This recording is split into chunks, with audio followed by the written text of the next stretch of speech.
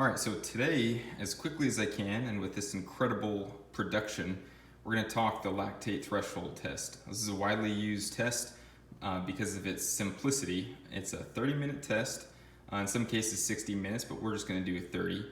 It's going to be as hard as you can go at a consistent pace. So that means if you're starting at a 6-minute mile for a run, for example, and you drop to a 9-minute mile because you're exhausted at the end of it, that's going to give you an inaccurate lactate threshold.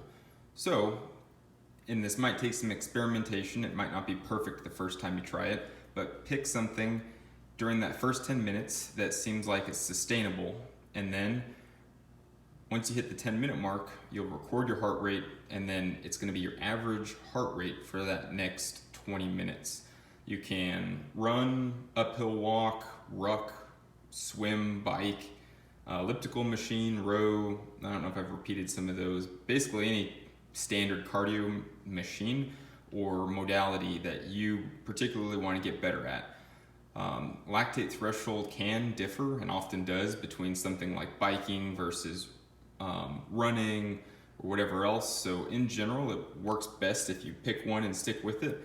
But especially if you're new to running, for example, you wouldn't want to go out and start running 3 hours a week having never ran for the last month or two because it's asking for injury. So it's okay after this lactate threshold test to start with multiple different cardio machines and eventually work towards that one that you want to do as your primary option.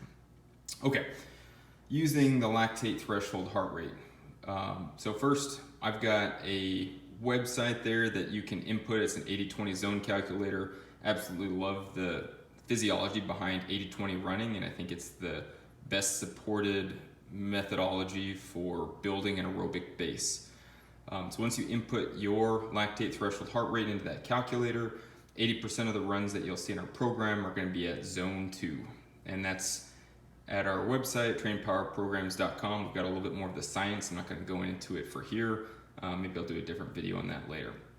Okay, and then last, I didn't underline this, but I don't have a heart rate device. That's okay.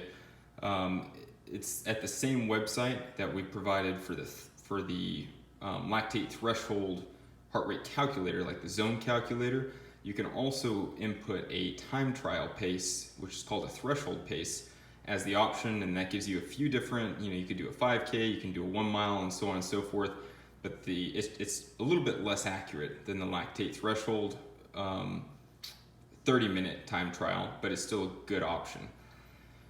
And then last, if you're really not interested in hitting that perfect, you don't want to buy a heart rate device, just use this as a time trial, and then going forward, you can retest the same, how far can you get within 30 minutes, just as a measure of progress. And then, let me zoom back down there. You can estimate your zone 2 going forward through nose breathing. So at the bottom of your zone 2, you should be able to nose breathe, although it'll be pretty uncomfortable.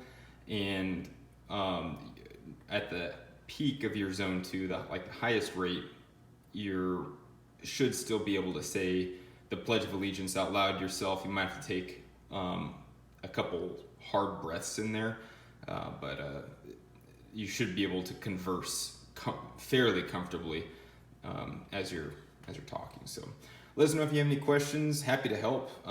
Direct message us, tag us, let us know how we can help. Thanks for watching.